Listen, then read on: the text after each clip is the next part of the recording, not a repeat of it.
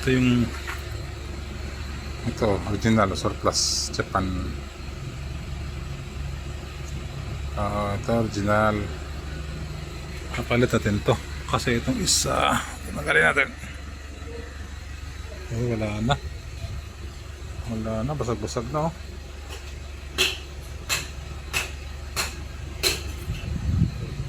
Basag na compared sa medyo bagsak na siya oh. Wala na, bagsak na.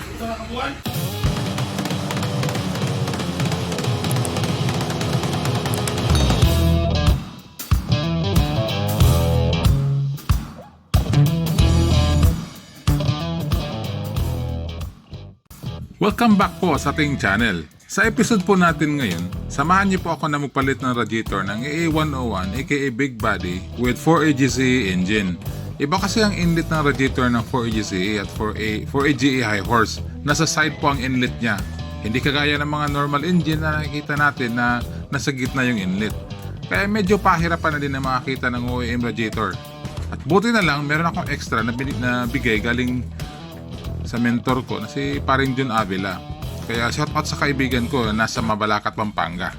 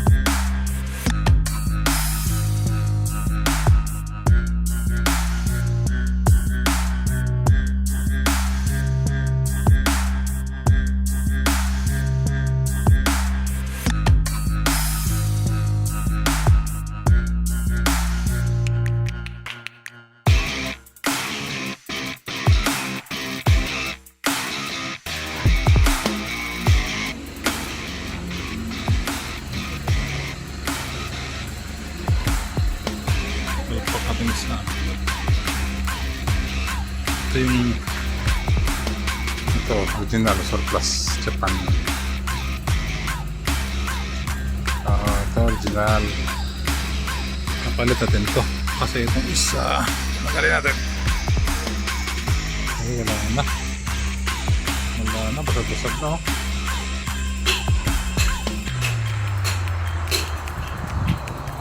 Basag na compared sa medyo bagsak na siya. Wala na, bagsak na.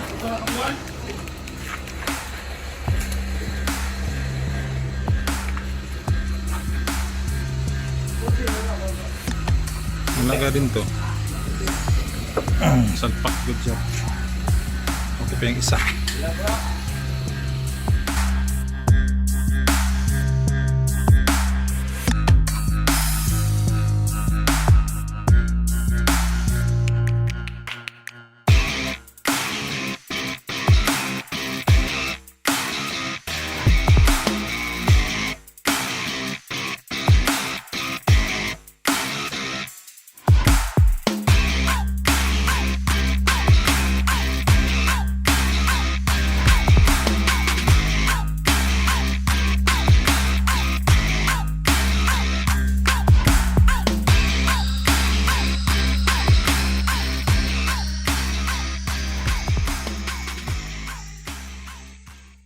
At dito ko na nalalaman na pumalpak ako sa plano ko.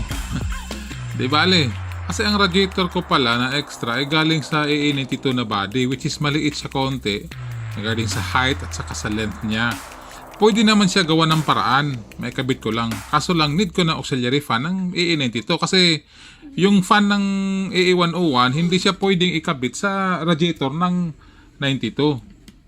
Kaya ang gagawin ko ngayon, lilinisan ko lang muna tong radiator ko at ibalik ko siya. Tapos later pag nakakita ko ng aux fan na para sa 92 na radiator, pwede ko siyang ikabit tong radiator na to kasi mas mas malapad to, mas mataba to .